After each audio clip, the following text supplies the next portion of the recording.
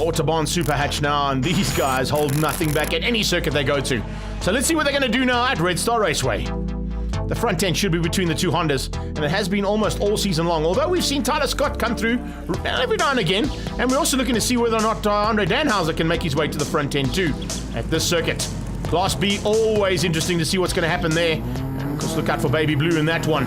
And Nick Martin already coming under attack from Danhauser. Look at Robin Kruger outgunning Danhauser and now moving up to Class B. Remember, she was a Class C competitor at the last round and has now been bumped up in that Ford computer mouse of hers, the fastest computer mouse in the world. Stoltz hangs on behind the two Hondas, and it looks like it's a super start there from Tyler. Tyler looks like he's got the whole shot and got away from the two Hondas. Can he keep it all together?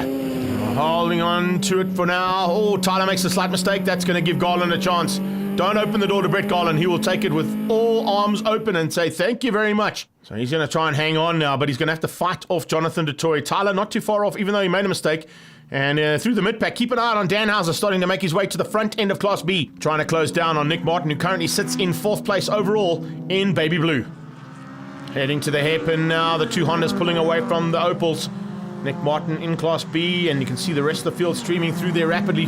Great job there from Robin Kruger. She's hanging on to the front end of Class B there, not getting broken away. Through the field, you can pick up on some of the Class E competitors there, coming out of 111 Sports and Saloons. They've combined those two categories today, and a change up for the lead. Oh, we're going to see these two Hondas lock it again. We've seen plenty of action between the two of them all season long so far, and it looks like Garland is not going to hold back. Oh, he's giving a little rubbings racing here, and comes straight back at DeToy, forcing him onto the grass. It was a little bit too hot into that section. Watch out for DeToy to get the better drive. He might be able to get him on the brakes here. No, he hasn't been able to. DeToy gives him a thump from behind. Well, Brett Garland, there you go. Welcome to Red Star Raceway, buddy. Third last corner, and that's not the way to go around this track, but a little bit of help, I think, coming from DeToy from behind.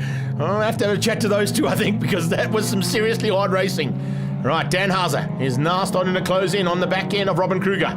Nice battle between the smaller cars in this field. There's Ishmael Beloy fighting hard. You can see he's just ahead of the Peugeot of Trevor Stringer, and then the rest of the field now starting to get in amongst them. Got some of the 111s, Class E's in amongst the Class B's and C's of Superhatch. Little Bucky doing a super job and hanging on for now, but it's not going to be an easy task to fight out amongst the competitors that are so highly rated in this Superhatch class. As they come across the line now, Stoltz just hanging on for now. Some aerial material through turn number 1 and onto that back straightaway. That's where the cars will get to open up and give it a really real stick. It's probably one of the longest straights that Superhatch get to race on all season long. Good move here from Ishmael Beloy. He comes alongside the blue Honda looking for a way to get on the brakes early. He does and gets through. Well done. Super driving there from Ish. Now moving himself up into a possible top 5 for Class B. Robin Kruger's lost ground here to Danhauser. Danhauser's got through on her. So Andre Danhauser now up to 4th. Robin Kruger in 5th place. Zane van Zyl just behind them. And it's the battle between Almaro van Eck and Michael Freyd for 111 Class E. Freyd in the Rustler Bucky hanging on and keeping out the Polo getting out of shape there ever so slightly. And Nick Martin leads out. This is Zane van Zyl for 2nd, and on his tail is Scott. So they're pushing hard now towards that checkered flag. Not too far to go for these guys. And a big mistake from Nick Martin.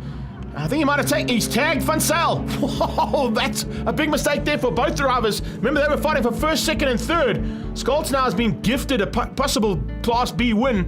The win in Class A is going to go to DeToy.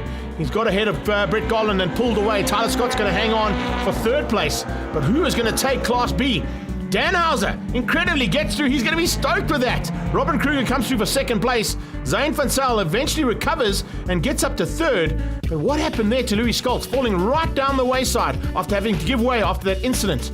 Nick Martin still stuck on the sideline. There's your results of the top 8. Great driving. A bit further down there, we pick up on Peter de Klerk winning out the Class E's. Freyd in 2nd, and Henshaw comes through for 3rd.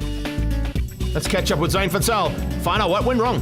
I'm not exactly sure what happened there. I mean, he went off the track, from what I can see, and he came back onto the track. I was on the right-hand side of the track, and the next second he just came over. So I don't know what his version of the story is, but I mean, coming from 10th place, starting place, and then 2nd at one point, having to finish 3rd in Class B, not a bad day of racing. Just a shame we had a problem with the gear linkage in race 1, but come back and Peki's are stronger, and we're going to take it. All this Extreme Festival action from Red Star Raceway is proudly brought to you by Bridgestone and AutoBarn.